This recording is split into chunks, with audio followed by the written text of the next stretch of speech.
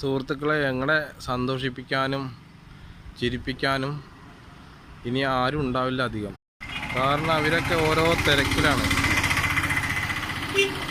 അവരവരെ തിരക്കിൽ പെട്ടു.